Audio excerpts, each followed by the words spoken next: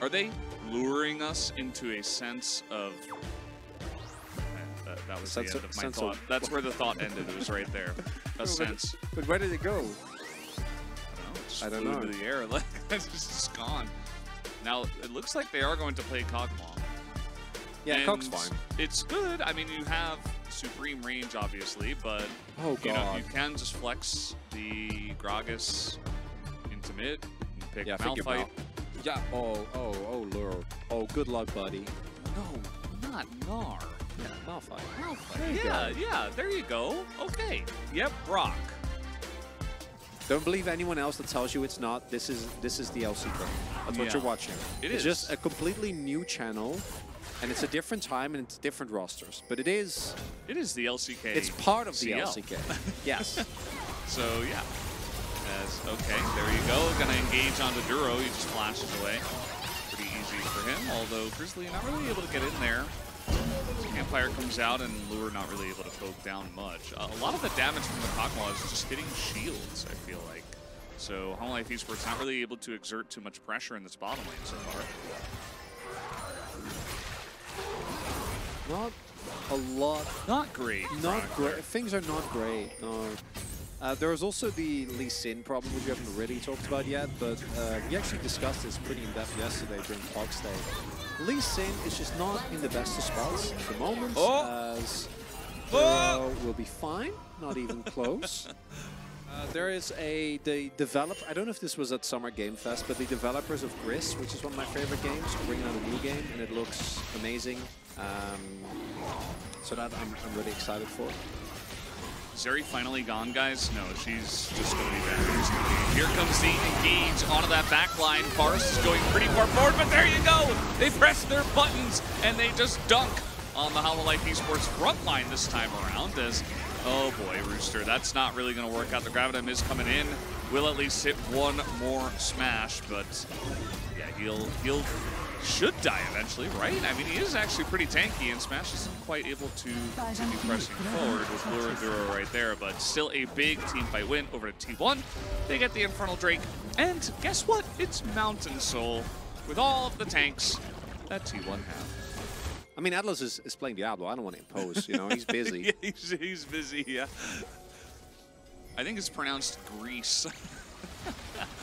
Yeah, Grease Lightning. Forest? Oh boy, Forest. He is Wukong, so actually they just go on top of the Wukong, and that was a big mistake, it turns out. You probably shouldn't do that, especially when you're behind. Lure, though, is able to front to back quite a little bit here. And at the end of the day, Romer just going to have to get over the wall as Rooster is literally invulnerable. As another charm did come out onto Smash. He doesn't seem to care. And that will be the end of that, as now T1 with that extra kill on top of them going to come on in and take down the second Rift Herald. Although, as I say that, TP coming in, he is alone, and they just turn onto him as Romer and Grizzly trying to come over and support. And they might be able to, but now Romer in a rough spot here as Q will hand actually onto Poby. He's going to go down as a couple of kills going the way of Hololive Esports, trading 2 for 2. Forest now in the front, has a Yuumi on top of him, but will not be able to go down. Now Smash trying to go forward into 2 people as the Scion moments keep on rolling forward, as Lure just barely able to survive, and somehow that turned into a relatively even fight.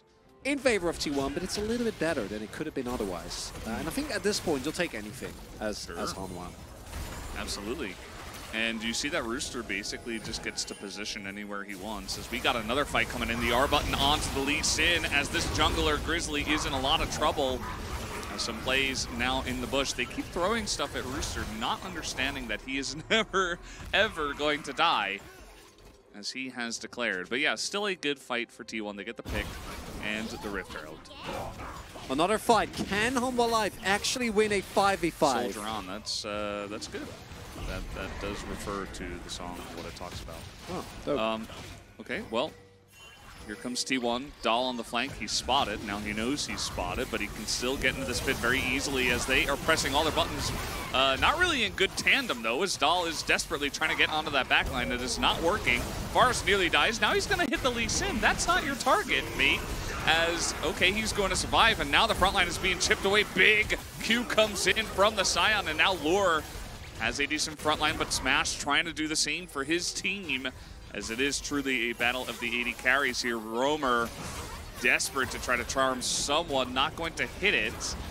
Is now T1 on this Mountain Drake. Very important Drake for both these teams. The TP is coming in, and T1 will have to get out of there. Everfrost turns out to be pretty good to get them out, as this Drake will go into the hands of Homolife Esports. With all the changes to items, Ghostblade also got nerfed, so maybe we won't see as much. Although it's really just Kha'Zix and Jace. Do Baron. I love that. Just start Baron. Try and fight. And surely you can just turn and press your ultimates onto the Kog'Maw this time, right? He does have his flash, but... They're trying to get on top of Rooster here. He will have to... Oh, that's a pretty good ult. They get everybody that's not Lure is the issue, as Lure is going to be zoned away by the Kog'Maw, or rather by the Wukong. And it's only for just a moment. He's got a nice little campfire on him, and he's doing incredible damage in this fight. T1, they go into a choke point. They do not hit the Kog'Maw, and everybody takes a bajillion damage. And so Homolife Esports will win the fight. Mountain Drake as well. Get yourself to Soul Point, but it is Challenger, so let's see what happens. Oh, Forrest is going to get into that backline this time around. He is on top of the Kog'Maw, but the follow-up not quite there. The cask nearly going to get him as stopwatch is perfectly timed from Lure, but eventually he will go down. And turns out that's all the damage on the side of Homolife Esports. Yeah. So Smash is here. Homolife Esports, they learned. They have Roamer, but yeah, he's not really. They figured it out. Really Why win? We don't know. That's it's a very good question. Why win? We don't know either. But yeah, it looks good like job, Forrest. T1 this time around did kill the Kog'Maw, but the health bars are relatively low, and with Roamer and Grizzly still full health, I don't know if they can actually get the dragon. Yeah, they don't have their jungle, so T1 are kind of awkwardly milling about. And, I mean, at least they got a bunch of stuff out of Lura's. Now, nice engage onto Roamer, but he will survive. Has to use his flash, as now the timing of this not great. As you are losing a lot of health here on Dolly. Will survive barely. But now, on the regroup, can Homolife Esports make a move at this dragon and turn off of Nash, hit Lure this time? And that's all they need. Yeah, look. Just set up a gank brush. You're going to get the Kog'Maw eventually. Just turn well for it. There we go, Dahl. On a mission.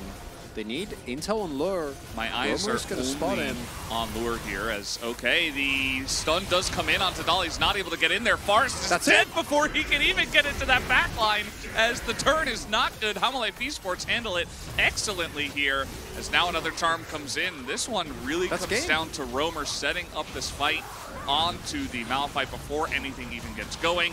Homolife Esports absolutely tear them a new one here in this team fight. The mechanics and the macro of the game all we want, but sometimes one team just do play better good.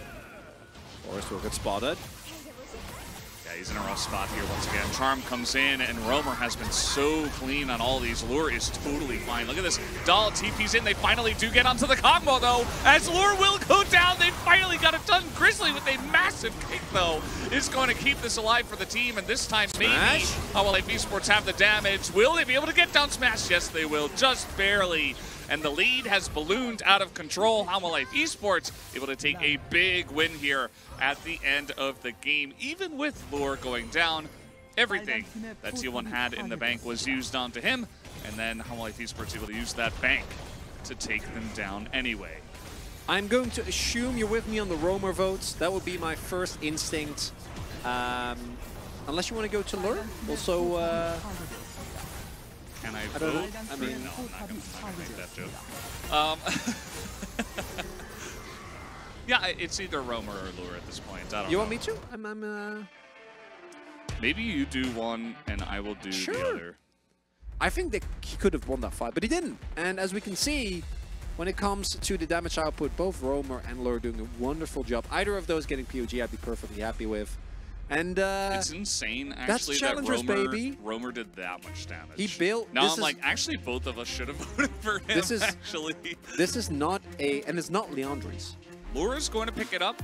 Not a big surprise, I think. You know, a lot of the game was about him and him surviving, and although a lot of it did fall on T1 basically misexecuting and not really getting onto him, he used all of those opportunities very well.